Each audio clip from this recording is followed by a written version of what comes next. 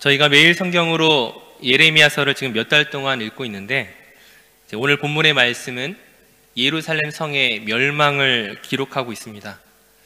하나님의 징계, 심판, 멸망, 굉장히 부담스러운 단어들이죠.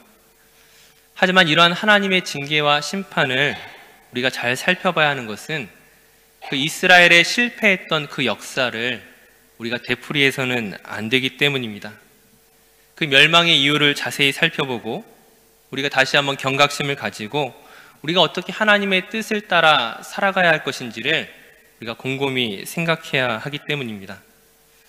하지만 하나님의 징계와 심판이란 이 단어가 상당히 부담스러운 만큼 우리 하나의 사진과 질문으로 좀 이렇게 가벼운 마음으로 좀 시작하려고 합니다. 우리 사진을 먼저 하나 좀 같이 보도록 하겠습니다. 혹시 이 사진의 건물이 어떤 건물인지 혹시 아시는 분 있으신가요? 네, 아마 잘 모르실 것 같아요. 이 사진은 미국의 워싱턴주에 있는 제퍼슨 기념관이라고 합니다. 미국의 3대 대통령이었던 이 토머스 제퍼슨을 기념해서 건립된 기념물입니다. 그런데 이 건물에 하나의 문제가 생겼습니다. 이 돌로 된 기념관의 외벽이 너무나 심하게 부식되고 있었던 것입니다.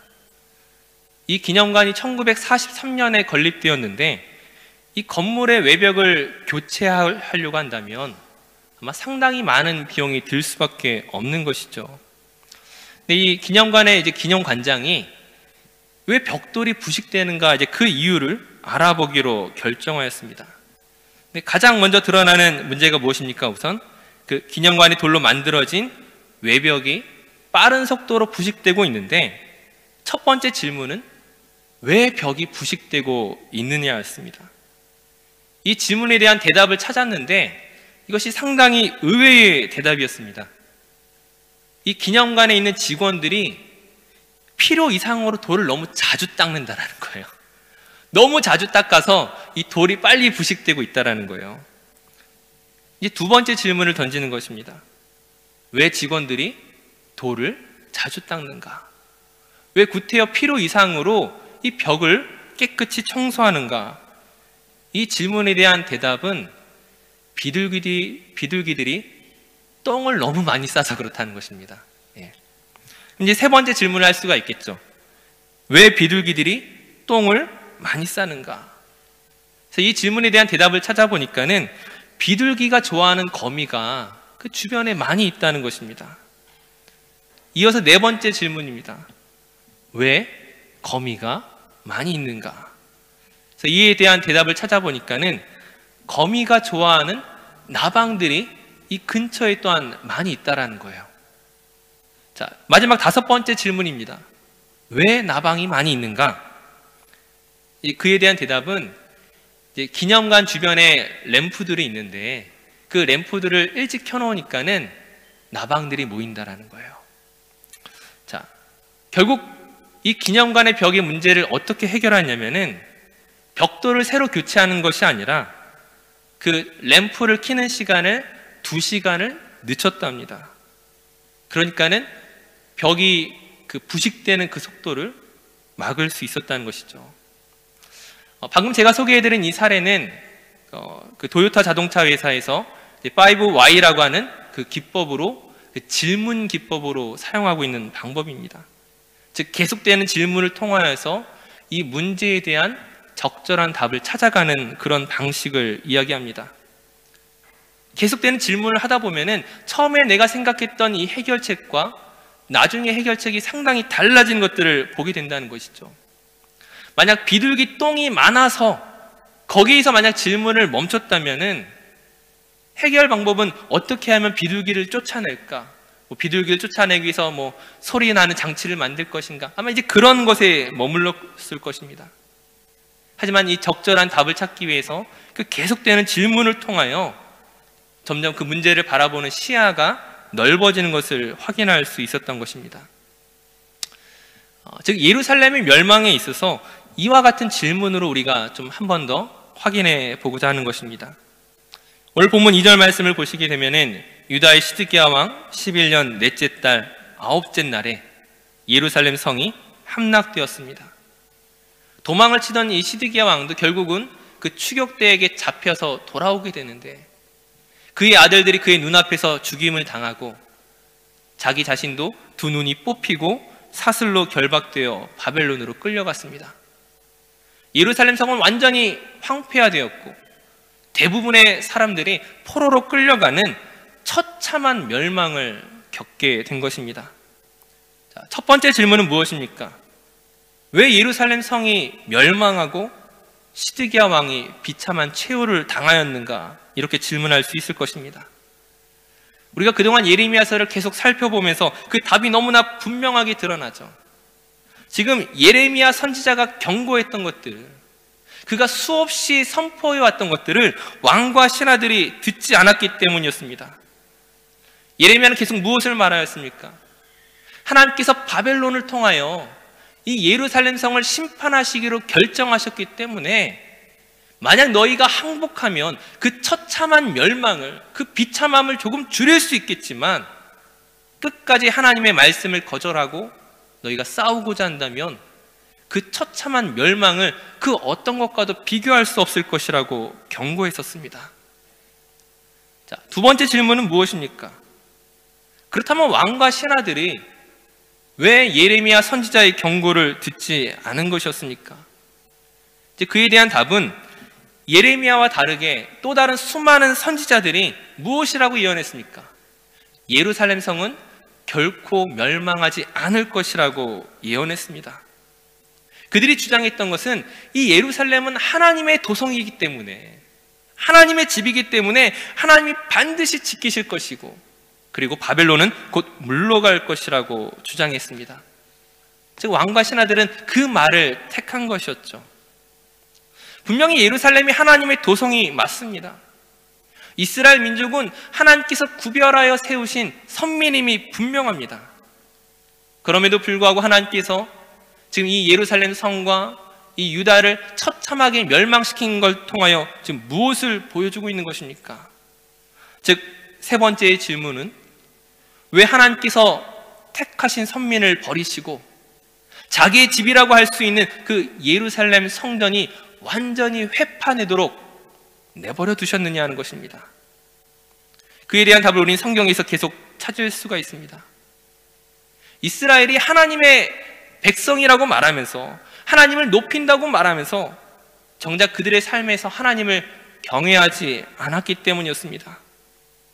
하나님께서 이스라엘의 조상이라고 할 수 있는 이 아브라함을 부르실 때에 그에게 약속한 것이 무엇입니까? 창세기 12장 3절 말씀에 보시게 되면 땅의 모든 족속이 너로 말미암아 복을 얻을 것이라. 하나님께서 그 이스라엘로 하여금 열방에 복을 끼치는 나라가 되게 하시겠다는 계획을 세우셨습니다. 하지만 막상 이스라엘은 선민의식에 빠져서 그들을 통하여 다른 모든 민족과 나라가 복을 얻게 된다는 그 약속을 생각하지 않고 이방인들을 무시하고 오직 자기 자신들만 특별하다는 그런 생각에 빠져 있었던 것이죠. 그러면서도 온갖 우상 숭배와 악을 행하였던 것입니다. 자, 네 번째 질문입니다. 왜 이스라엘은 하나님께서 그들을 택하셨음에도 불구하고 그것을 감사함으로 받지 못하고 오히려 교만하여져서 이방인들을 멸시하였는가입니다. 이에 대한 성경의 답은 인간이 타락한 죄인이기 때문입니다. 타락이라면 무엇입니까? 원래의 목적에서 벗어나 잘못되었다는 것을 말합니다. 원래의 사람은 하나님의 형상으로 지음받은 존귀한 존재이지만 하나님께서 아담을 만드시고 돕는 페필로 그 하와를 주시고 에덴 동산을 다스리게 하시고 그 모든 것들을 맡기셨음에도 불구하고 그 죄로 인하여 타락의 결과가 무엇입니까? 아담은 하와에게 핑계를 대고 하와는 또 다른 뱀에게 핑계를 대고 서로 사랑하고 도와야 할 대상들이 핑계와 분노의 대상으로 변질된 것들을 보게 됩니다. 하나님이 기준되는 것이 아니라 내가 기준이 되고 내가 선이 되어서 하나님의 의도와 목적은 잊어버린 채 서로에게 상처를 주고 서로에게 고통을 주게 되었습니다. 상대방을 배려하지 못하고 자기의 이익과 자기의 생각을 따라 움직이게 되는 바로 그러한 모습이 타락의 증거였습니다. 이어서 마지막 질문은, 그렇다면 죄로 인하여 타락한 이것을 무엇으로 해결할 수 있느냐는 것입니다. 인간의 타락이 그 죄의 결과가 이 모든 일의 원인이라면 그에 대한 해답이 무엇이냐는 것이죠. 이에 대한 해답을 우리가 명확하게 잘 알고 있습니다. 무엇입니까? 바로 예수 그리스도 그 보혈의 능력과 은혜와 십자가의 사랑이 바로 죄로 인한 그 타락의 모든 것들을 바꿀 수 있는, 고칠 수 있는 유일한 능력이란 것입니다. 즉, 다시금 오늘 말씀을 정리한다면 예루살렘의 멸망이 우리에게 보여주는 것이 무엇이냐? 우리의 노력과 우리의 의지와 우리의 선과 우리의 열심으로 우리 스스로를 구원할 수 없다는 것입니다. 이스라엘은 선민으로서 하나님의 부르심을 받았지만 하나님께서 그들에게 율법을 주시고 하나님에게 그 선민이라고 하는 놀라운 지위를 부여하셨음에도 불구하고 사실 그들은 그 모든 것들을 지킬 만한 능력이 없었던 것입니다. 그들이 명확한 실패 속에서 드러나는 것은 오직 예수 그리스도를 통한 하나님의 구원 외에는 인간의 문제를 해결할 방법이 더 이상 없다는 것입니다.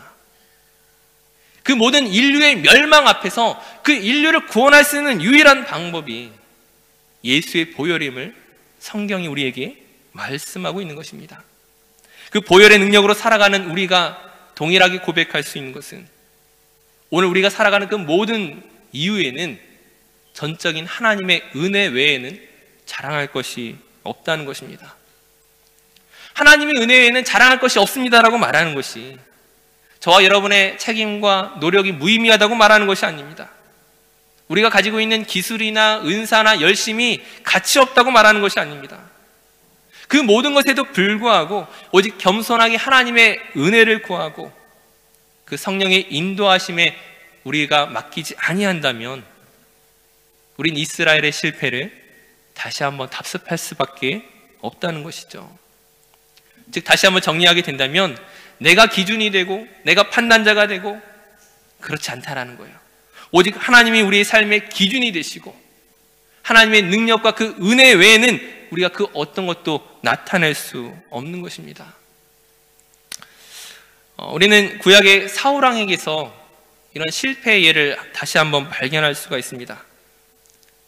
이스라엘의 첫 번째 왕이었던 사울왕이 블레셋과의 전쟁을 앞두고 있다가 사무엘 선지자를 기다리지 못하고 자기가 직접 제사를 주관하였습니다. 지금 사울이 전쟁을 시작하기에 앞서서 자기가 예배를 드렸다는 사실 그거 하나만 붙잡고 있을 뿐 사실 그 행위는 무엇입니까? 하나님이 미워하시는 죄악된 행위였습니다. 그럼에도 불구하고 그가 하나님의 뜻에 무지했던 것이죠. 이제 얼마 후에는 아말렉과 전쟁을 하게 되는데 하나님께서 모든 사람과 모든 동물을 다 진멸하라고 말씀하셨는데 사울왕이 어떻게 합니까? 이 아말렉의 왕과 또 양과 염소의 좋은 것들을 남겨두었습니다. 사무엘 선지자가 와서 이 모든 일들에 대해서 책망하니까 그가 무엇이라고 핑계를 대고 있습니까? 나는 하나님의 명령을 다 지켜서 행했다는 것입니다. 하나님께 예배하기 위해 좋은 것을 남겨두었다라고 변명하고 있습니다. 즉 그의 입에서는 하나님을 위해서라고 계속 말하고 있지만 그가 행하는 모든 것들이 사실은 하나님이 미워하시는 것이었습니다. 즉 내 생각과 내 계획과 내 의지가 내가 보기에 아무리 선하고 좋은 것처럼 보일지라도 하나님과 상관없이 행할 때에 하나님보다 나의 뜻이 앞서기 시작할 때에 그것은 죄의 소원이 될 수밖에 없다는 것이죠. 하지만 반대로 다윗은 어떻게 반응하였습니까? 다윗은 사울과 정반대의 길을 걸어가게 됩니다. 사울에게 쫓기는 다윗은 아마 그 누구보다 억울한 심정이었을 것입니다. 자기 자신은 사울에게 단 한 번도 반기를 든 적이 없음에도 불구하고 사울은 다윗에게 창을 던지고 그를 거짓말로 속이고 그를 죽이기 위해서 군사를 끌고 추격해 옵니다. 하지만 정작 다윗이 사울에게 보복할 수 있는 그 두 번의 기회가 있었을 때 다윗이 어떻게 반응하였습니까? 사울을 해하는 것이 아니라 그의 목숨을 살려주는 은혜를 베푸는 것이었습니다. 다윗이 의롭기 때문이 아닙니다. 다윗이 다른 사람보다 더 인자하거나 좋은 성품을 가졌기 때문이 아니라 다윗이 그렇게 결정할 수 있었던 이유는 사울이 다윗에게 행했던 그 어떤 일보다도 하나님께서 사울 왕에게 행하신 일, 즉 하나님께서 사무엘 선지자를 통하여 사울 왕에게 기름 부으셨던 그 일을 더욱 귀중하게 여겼기 때문이었습니다. 즉 다윗의 근거는 무엇입니까? 내가 보기에 사울이 어떠하느냐가 중요한 것이 아니라 하나님이 사울을 어떻게 대하시고 하나님께서 사울에게 어떠한 일들을 행하셨는가를 기준으로 자기 삶의 모든 결정들을 지금 따라가고 있는 것입니다. 분명히 자기 자신은 억울하지만, 이것이 불합리한 상황이지만 내 생각을 주장하는 것이 아니라 하나님께서 어떻게 행하시는지 하나님의 말씀에 귀를 기울이고 있는 그 생각을 맞추고자 하는 다윗의 모습을 우리가 볼 수 있습니다. 지금 오늘날 우리에게 필요한 것이 바로 이와 같습니다.